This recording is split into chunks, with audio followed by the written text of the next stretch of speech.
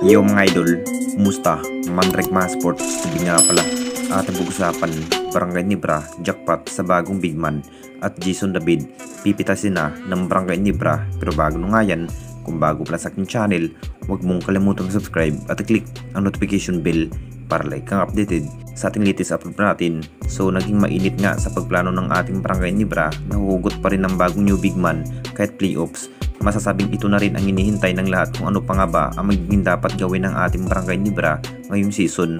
Masasabing plano na rin kukuhanin ng bagong big man. Ang plano na rin ng ating Barangay Nibra, kukuhanin na nga ba ang nasabing big man na si Greg Slaughter mga idol. Ito na rin ang binalak ng ating Barangay Nibra na mapasa kamay ang dating ex-Nibra player na si Greg Slaughter.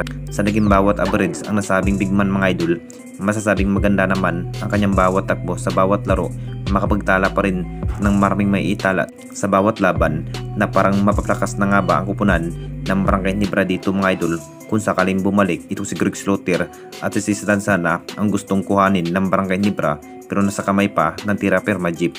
Nanghihinayang pa rin ang Barangay Nibra kung bakit binitawan nga si Sistan. Sayang na sayang nga ang pagkakataon, lakas sana ang dating lineup ng ating Barangay Nibra noon mga idol, nasa kamay pa si Sistan sa upunan ng Jenkins. Kung makapag-final decision na rin ang Barangay Nibra dito mga idol, kukuhanin muli si Greg Slaughter.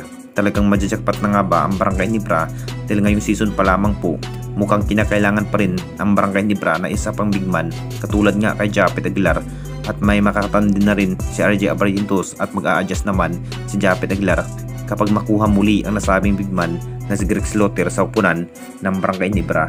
At dito na naman tayo sa isa pa nating balita, Jason David, pipitasin na ng Barangay Nibra. Alam na nating lahat mga idol, masasabing isa na nga rin ang nasabing player na walang naambag sa upunan ng Barangay Nibra na si Jason David.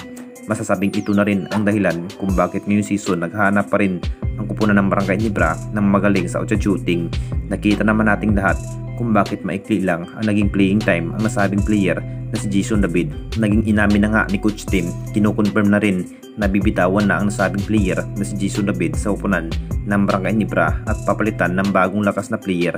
Maganda naman ang naging bawat laro ni Jason David mga idol kapag bibigyan ng pagkakataon na mapagkitang gila sa mata ng Barangay Nibra management. Talagang playing time pa rin ang kakulangan kung bakit maikli nga ang kanyang makukuhang playing time. Isa na nga rin si Jason David mga idol sa naging free agent ng Barangay Nibra at kinukonfirm na nga rin ni Coach Tim na bibitawan na ang sabing player na si Jason David ngayong season. Magugulat pa rin ang lahat kapag makapagdesisyon ang Nibra management para sa nasabing player na parang hindi pa rin sapat. Tignan mga sa bawat performance ni Jason David dahil bagsak pa rin sa mata ng Barangay Nibra kung bakit hindi pa rin satisfy ang Nibra management na papalitan si Jason David. Anong masasabi ninyo mga idol tungkol sa ating video?